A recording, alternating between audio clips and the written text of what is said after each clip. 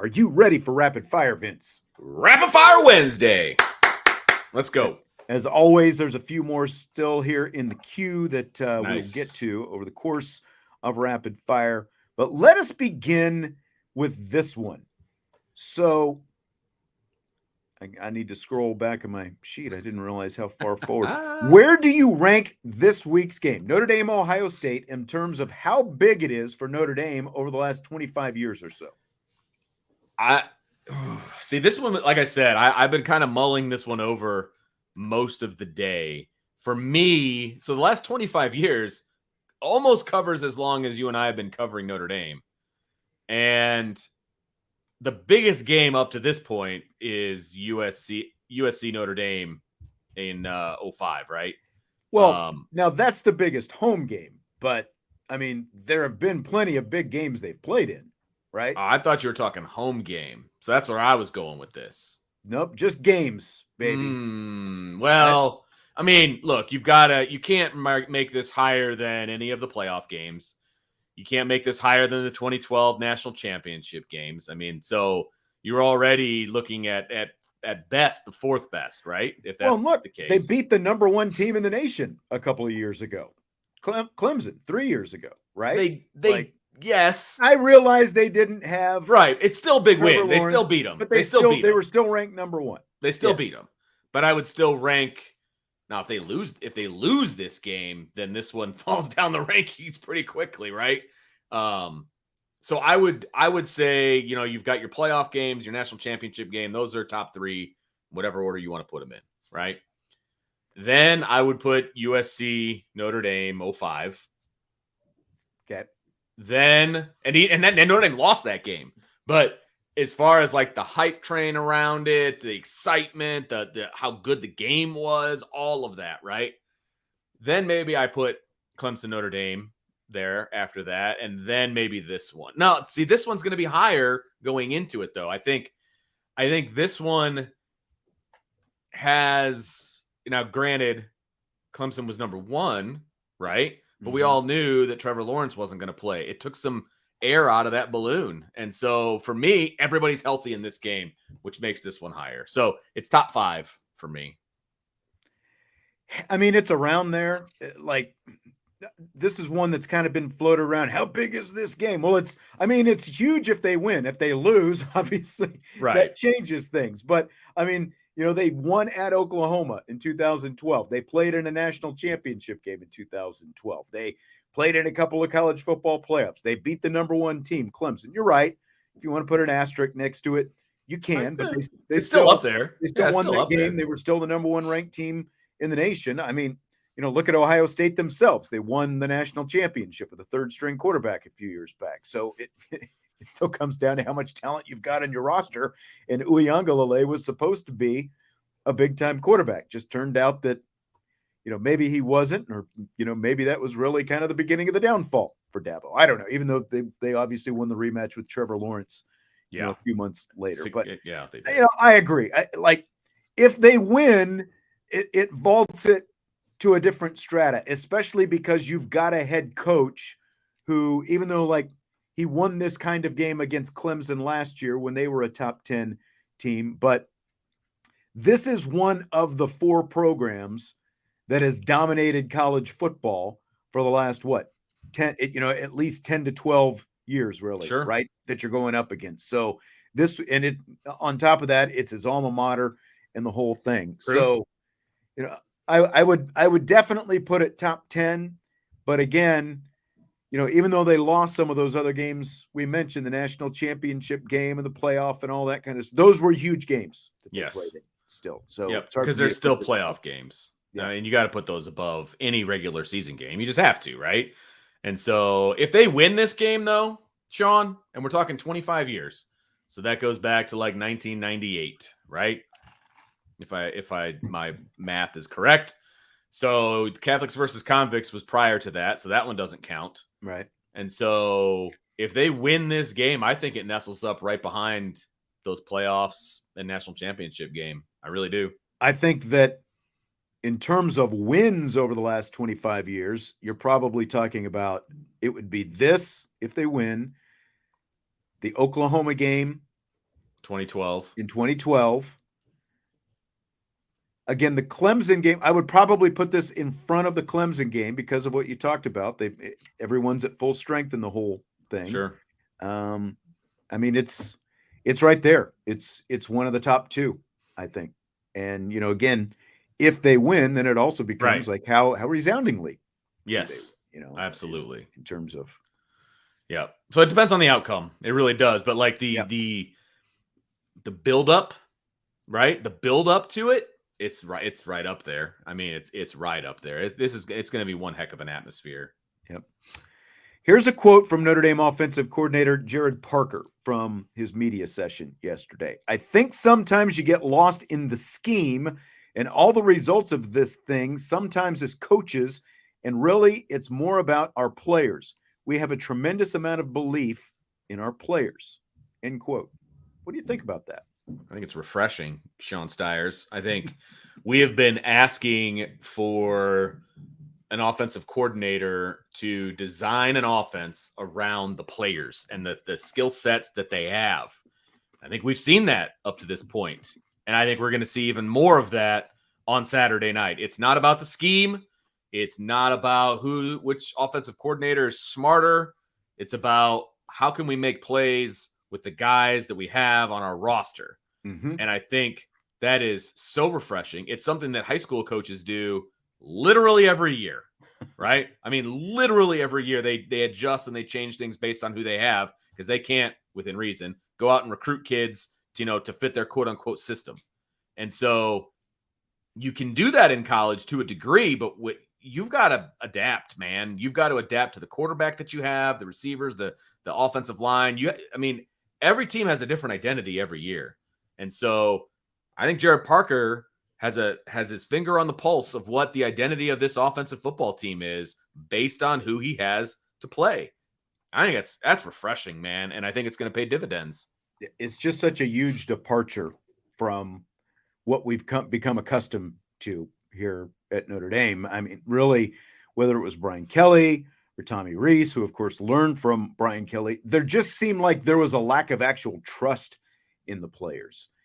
They had to control everything like the puppet masters. They almost refused to just let them play. And then, it just going to the whole scan offense thing last year that everyone was so frustrated with. That was about Tommy Rees insisting that he be able to make every last minute, all the minutia, every last adjustment to try to scheme up a way to win. He didn't just, let his players go out there and try to make plays. Now, again, granted, it helps when you've got a quarterback like Sam Hartman, who's playing the way Sam Hartman is. But at the same time, I just think it's really refreshing to see this kind of trust that they have. And there's just a completely different mindset running things now than what we got used to having for a dozen years at Notre Dame. Yeah, so true. So true. Yep. So the other coordinator, Al Golden, had something to say last night. He was asked whether receivers like Braylon James and Jordan Faison, the walk-on, of course, who's the lacrosse player as well, who had such a good fall training camp, whether or not they've been used on the scout team this week to simulate Ohio State receivers' speed. Here's what Golden said. Quote, we roll a bunch of guys through there, and then Coach Freeman does an awesome job of letting us go good on good. So we get some periods against our upper echelon guys too, end quote. How big a benefit do you think it is for the number one defense to be facing actual number one offensive players in practice this week? I think it's big. I think it's big, to be honest with you. I think that, look, you can't simulate the wide receivers from Ohio State. I mean, you can simulate them, but you're not, those guys are on another level. Skill, that's right. Yeah, those guys are on another level, and you're never going to hear me say differently, right? But, when you're talking about the offensive line versus the defensive line, when you're talking about, Audric Estime running the football against the number one defense, right? I believe every one of, Ohio State's running backs are over 210. You know what I mean? They're big boys. I think the one kid's like 230. And so, you get that when you have guys like Audric Estime running, not guys like Chase Ketterer. All due respect to Chase Ketterer, That's not who he is. Right. And so you do absolutely benefit from going one-on-one. Now, you're taking the chance that somebody's going to get hurt, and that scares the crap out of me. But at the end of the day, they still got to practice out there. You still got to practice. And an injury, you can't go into practice fearing injury. You can't do that. That's silly. But because you're also letting your best receivers go up against better defensive backs during the week. They're not just going up against scout team guys. 100%. And again, they're not doing it 100% of the time. They're having periods where they go out there, good on good, as they say, ones versus ones. Yep. I think it's going to do nothing but help make them better. It's like you can block against the blocking sled and the tackling dummy, when they're not pushing back against you. There's only so much you can get from that. You need live bodies, right? Yep. And now in this case, you don't just need live bodies, you get better live bodies out there. Now they're still going up against some scout team guys, and like Faison himself, I mean, that guy is not slow himself. No. So, he'll simulate some stuff for you, but I think it's great because, it's like they haven't really probably done much of this since training camp, going ones-on-ones, and you're a month into the season now. So I think it's a great opportunity for them to kind of get some. I'm glad they're able to do it, to be honest with you. I'm glad that it makes the guys on both sides of the ball take it more seriously. So Parker was asked last night about the coolness factor of Marcus Freeman and Sam Hartman. So here's my question for you, Vince. Who's cooler, Freeman or Hartman? I mean, I'm going to go with Freeman. I think, he's the one with the potential, clothing line and all these different things, right? So I'm going to go with Marcus Freeman. I think he's cooler. I can't disagree. I mean, Freeman just has that natural cool factor, right? I mean, like, he's literally a natural model. Like, every time you see a picture taken of him when he's out there, he's got this natural look, and it's like he's modeling whatever Under Armour product he happens to be wearing that day. And it's all just like, it's very natural looking. He is so photogenic and just the whole thing. And I mean, Hartman to me is like, it's like a little bit more like Blue Steel from Zoolander, like the Blue Steel pose. It's like he's cool, but there's kind of a wink and a nod, that goes with it a little bit. There's still a lot of coolness there, and he's, of course, he's got the beard and the hair and the whole thing is, and all that. But I've got to go with Freeman as well. Yeah, and, like, I realized today when I was thinking about this, the difference in their age is the same in the difference in our age, like you and me. So, like, maybe in like 15 years, Sam Hartman will be like hosting a podcast, and, Marcus Freeman will be like, at Coach Free on X or Twitter or whatever. And he'll be, like co-hosting. They'll be co-hosting a podcast together. Hey, man, down the line. Who knows? That'd be pretty funny if that was actually the case. By it the actually way. Would. They could call it, 23 Champs. Great name for a podcast. I like it. Paul PB Punisher Olmstead, thanks for the super chat. Do you think the sun is setting on Saban and Alabama's dynasty?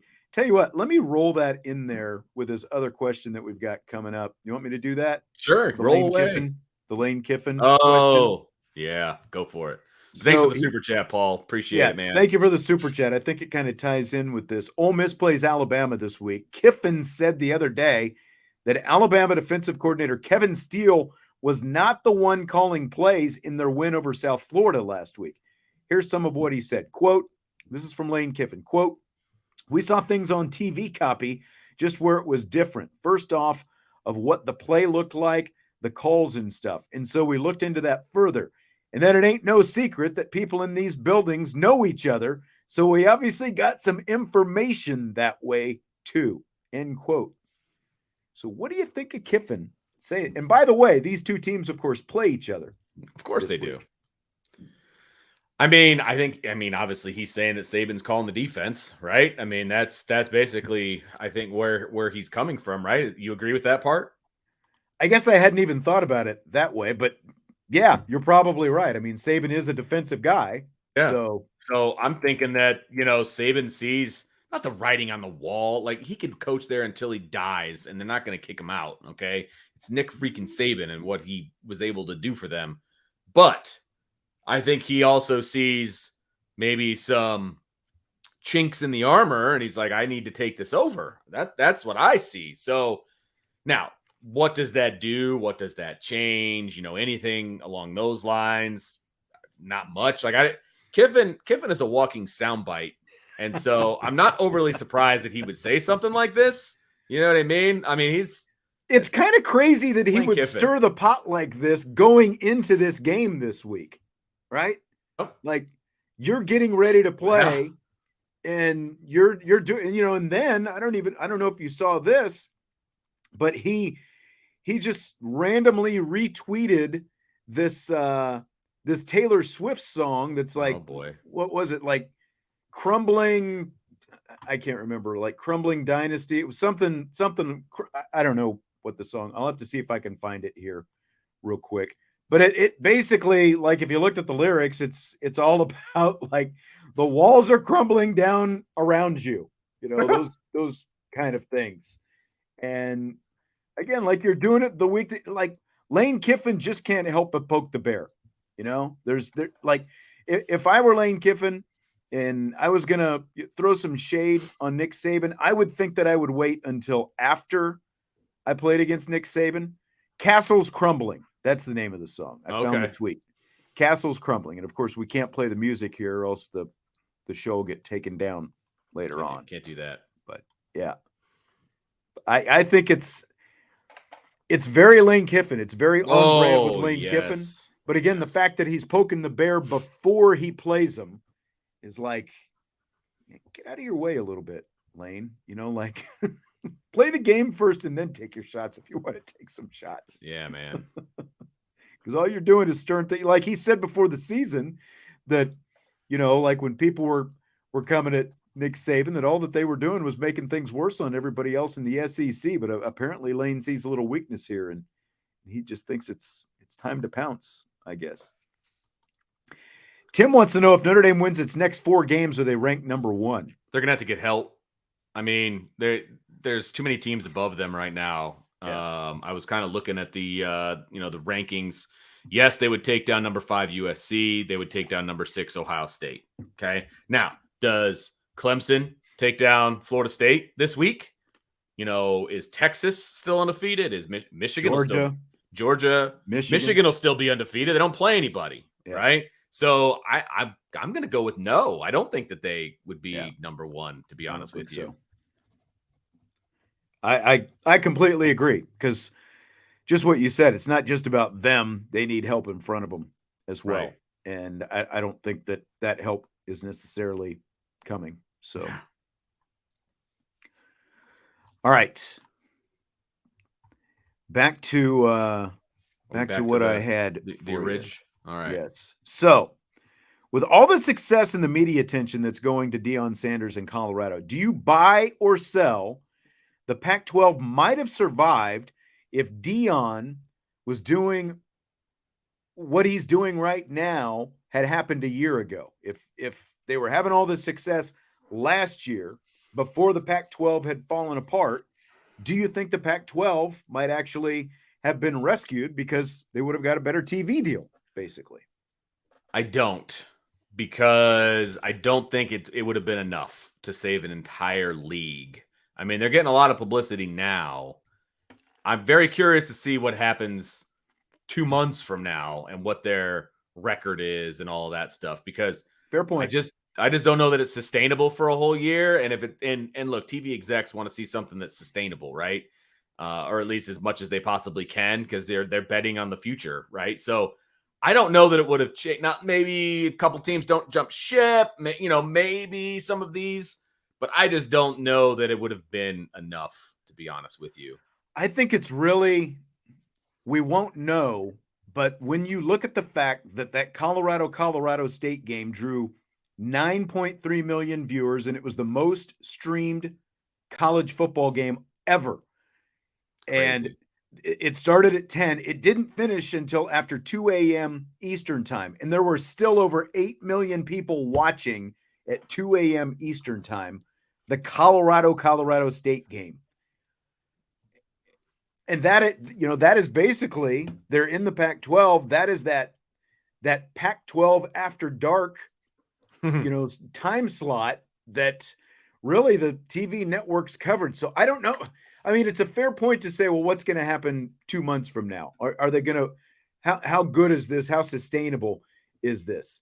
But what we know is these TV networks, both ESPN and Fox, have jumped in with both feet on this whole Deion Sanders effect, and the ratings have just gone through the roof on this. So I think at the very least, it definitely would have made the Pac-12 much more interesting from a TV standpoint. Would it have been enough to push it from, like 25 million a year or whatever it was to, 30 to 35 million a year? I don't know. If nothing else, I think it probably would have even raised the value of Colorado. Like, does the Big Ten get interested in Colorado at that point? Well, that's fair. I think that comment, which I had obviously never even thought about, I think that comment is even more applicable to the question. Like, is Colorado a Big Ten team, in the very near future if he has this success a year ago? That one is a very real possibility. Right. So now on the subject of that Colorado State game, you've got Colorado State safety Henry Blackburn, who was flagged for the late hit on Colorado two-way star Travis Hunter Saturday night. Do you buy or sell that Blackburn should have been suspended for at least a game for that illegal hit? So I'm on the fence about this because, look, it was way late. There's no doubt about it. I saw it live. It was way late. And there's people out there that were like, oh, he didn't see the ball. No, it was a dirty hit.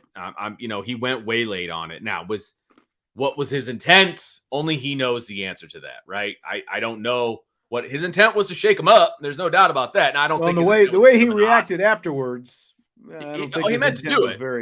Well, he meant to do it. I'm not saying he didn't mean to do it. He absolutely 1,000% meant to do it. Right. I don't think he meant to put him in the hospital. Like, at least I would hope not. Maybe he did. I would hope that wasn't the case, right? Knock him out of the game, maybe? Sure. Hospital, no. It's hard to apply, now they could have called it targeting.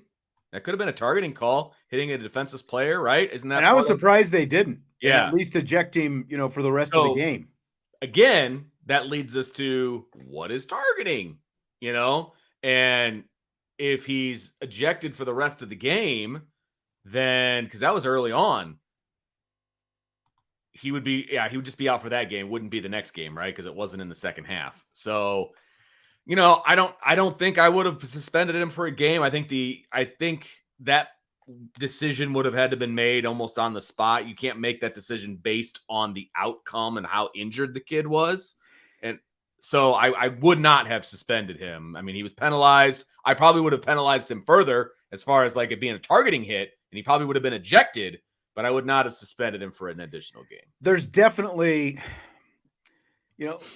like Colorado State has stepchild syndrome, and it's obvious, like watching that. And then especially when you throw in all the attention that, that Deion's getting and the Travis Hunter and the whole thing, Shadur Sanders and the whole thing. The Travis Hunter spent a day and a half in the hospital, and now Colorado is going to play the two best teams on their schedule, Oregon and USC, in back-to-back weeks without their best player because of this dirty hit. And it was like one of many unsportsmanlike conducts, personal fouls that were called on Colorado State. I think they had over 170 yards in penalties in that game.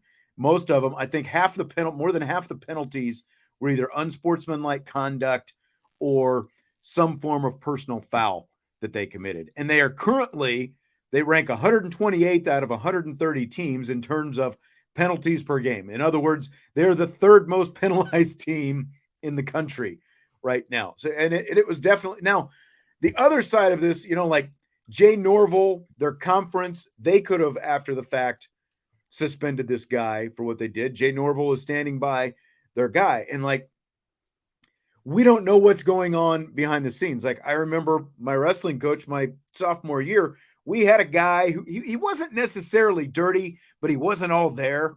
You know what I mean? And he could be, he could appear a little, sort of crazier. And there was like an incident where a parent from another team started like heckling him, and the guy, flipped off the parent. And so, like the principal of our school and the athletic director, got mad at our wrestling coach because like he didn't suspend the guy, that kind of thing for a period. It's like, look, we took care of it in practice. He was disciplined in practice. And I can vouch for the fact that the guy was disciplined in practice. Again, like, we don't know if Norvell or whatever is doing those kind of things. You would hope that something is going on. But again, as undisciplined as they play, I'm not very confident in that. So like the kid, Travis Hunter is going to miss at least 2 games. I'm in favor, if you commit a personal foul, that you are suspended for as long as the player that you hurt is out for. I would favor that. I see where you're coming from. I think you have to rule on what happened in the game, not the outcome of the way it, But I think you can rule on it after the fact, is my point. Yeah, I wouldn't, just based on the fact that he went to the hospital. I mean, he has a lacerated kidney. Football players go to the hospital all the time.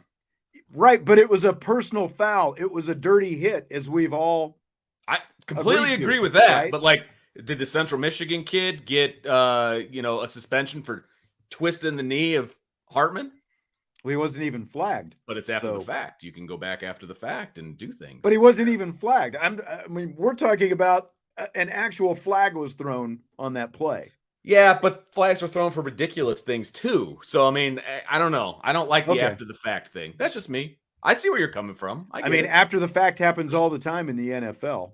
Guys get fined after the fact, even for things that weren't flagged in a game. But fined isn't a suspension. Those are 2 different things. No, but we're also talking college in the NFL. Oh, I think you should be able to fine college kids. They get NIL money.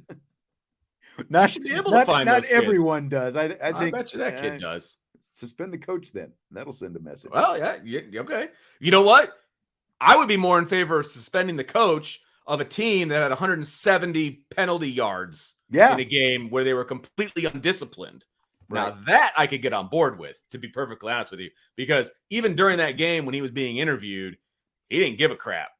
Like, he did not care. And like, he was almost egging them on at that point. I would actually be all for the suspension of the coach. That's why, like, as the conference especially, I think as the conference, they could have and should have stepped forward, because, again, if your team is penalized that often and you've got that many personal fouls and unsportsmanlike conduct, the only way that that's going to change is if somebody does something to redirect that conduct. It's not going to change until somebody steps up and applies some kind of discipline to it. There's a reason that at the high school level in Indiana, like in soccer, for example, if a kid gets a red card in a soccer game, he's out for the rest of that game and the following game. If a coach gets a red card, he's out for the rest of that game and then 2 games following, because the adult should know better. It's true. And you're the leader of the program. And so I'm all for that kind of thing. And I'm all for the coach getting suspended. Tommy had a couple random questions. If you're stopped at a red light or stopped in traffic and the vehicle in front of you moves up a foot or so, do you feel obligated to also move forward, and do you actually do it? My answer is yes. I feel like, I am cheating somebody behind me if I don't creep up if the car in front of me creeps up. It's very situation specific for me, because if the person behind me has been tailgating me or been on my butt, I'm not moving an inch, and I'm making them wait. Normally, it is a force of habit. If I see the car in front of me move, I generally move up as well. Right. Okay. But I'm a very petty driver. I can see that. I know that's shocking to you. I can imagine. Yeah. Tommy also wants to know if we've ever destroyed a TV due to a negative sports outcome. I can confidently say no. And I've caught myself a couple times wanting to throw a remote control, and it's like, that's not going to solve anything. Put the remote down. don't throw it. Correct. I have never destroyed anything except like the hearing of my children, because I will scream or I will yell or something along those lines, but I've never actually, broken anything. So I'm pretty good about that kind of thing. And to be honest with you, being in the press box for almost 20 years has really kind of taken down and suppressed a lot of my sports emotions, because you're not allowed to cheer in the press box. And I've pretty much been, I don't know, like Pavlov's dog. You know what I mean? Like, it's all inside now. Right. So yeah, I have not destroyed anything. Ken Pluta, going back to our last conversation, should the Uh-oh. Tennessee State player that knocked out our running back, Devin Ford, on the kickoff have to sit out the 2 games he missed with a concussion after the fact? Well, they never flagged it. I did not. He should have been called for targeting. He was not called for targeting. He should have been called for targeting and have had to sit out in the second half. I find it amusing that you can appeal a targeting after the fact, and I haven't heard of very many actually, appeals actually being overturned. But like, if you're Notre Dame, you should be able to send this somewhere. I don't even know where you'd send it, because it's like a non-conference game, and if it's FCS and the whole thing. Bottom line, it should have been called targeting. Yep. But it wasn't. Yep. And honestly, the play in Colorado game should have been called targeting too. And that would have solved the suspension problem. That's what I mean? That guy, Blackburn, is taller than Travis Hunter, and he had to get low and launch him. He launched himself up and into the upper chest area of Hunter. And again, it knocked him to the ground, and he had a lacerated kidney apparently as a result of the impact with the ground. I mean, he launched himself into his upper chest area. It absolutely should have been called targeting. But it wasn't. I mean, that's about as defenseless as you get. Right. And I'm pretty sure that's part of. Ball was on the ground already, the whole thing. Oh, yeah. Oh, yeah. I actually remember watching that game live, seeing the ball, be incomplete or whatever, and seeing the Colorado State kid coming on a beeline. And I actually remember saying, uh-oh. Like, I had time to, like, process that this was about to happen. Like, that's how late it was. You know what I mean? It was totally, totally dirty play. Yep. You could have held up 100%. Yep. Go Irish wants to know, at what point in this Notre Dame-Ohio State game do you expect to be confident in the outcome regardless of win or loss? I mean, obviously it depends on how the game goes. I mean, if Notre Dame has a 2-score lead in the fourth quarter, I'll feel pretty good about it. But for the sake of this answer, when it's all zeros on the clock in the fourth quarter, like I will not feel comfortable till the game is over. Yeah. Because I mean, like, if Notre Dame is to get up, if they were to get up by like 2 touchdowns in the fourth quarter, like late in the fourth quarter, it's not like Ohio State doesn't have CJ Stroud. There's going to be a reason that Notre Dame would have that kind of lead. So it's not like I think Kyle McCord is going to, lead this miraculous comeback. So it all depends on how the game plays out, but I'm pretty much with you. Clock hits zeros. That would be it. My heart's going to be thumping most of the game. So Beefeater, should the toilet paper roll be set up to feed from the bottom or down from the top? There is a wrong answer to this. You know that, right? There's 100% a wrong answer. We're going to find out just how on the same page you and I actually are. I'm really curious to see where you're going to go with this one. I'm an over-the-top guy. Oh, you're killing me. You're not under the bottom? The bottom. No. I hate the top. It drives me nuts with the top. Oh, it drives me nuts on the bottom. Oh, it's horrible. I'll never look at you the same. Oh, man. I knew if I started this question. Lacerated liver? I'm sorry. I think I've been saying kidney. Lacerated liver is what Brian. It's whatever it is. It hurts. Something was there was an organ that was lacerated. Yeah, something inside that's not supposed to be messed up. Yes. Internal lacerations. Not good.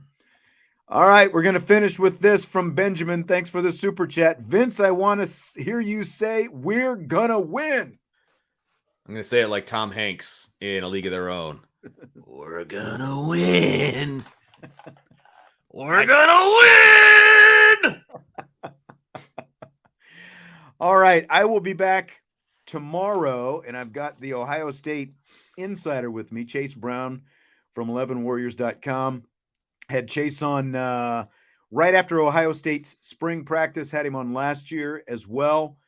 Some good stuff that he always provides. I think he's pretty level-headed. I've never, like seen him kind of out in the wild, like maybe he's saying things that we would totally disagree with, but he seems like a pretty level-headed guy. So we'll have him on tomorrow. Of course, we'll have some comments from Marcus Freeman from his noon Zoom, get kind of a final update on health and all that kind of stuff of the players and kind of see where they are heading into the weekend.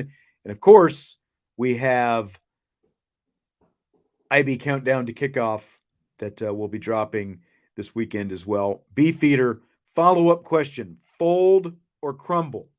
I'm a crumble. 100%. Okay. 100%. At least we can agree on that. Come on. You don't need to fold it. It's ridiculous. It's not a towel. I think the folds, I think you're in your exactly linen right. closet. Like, folds are a little ridiculous. Jeez. All right, hit that like button on your way out. And of course, subscribe, rate, and review. And we will talk to you tomorrow on IB Nation Sports Talk.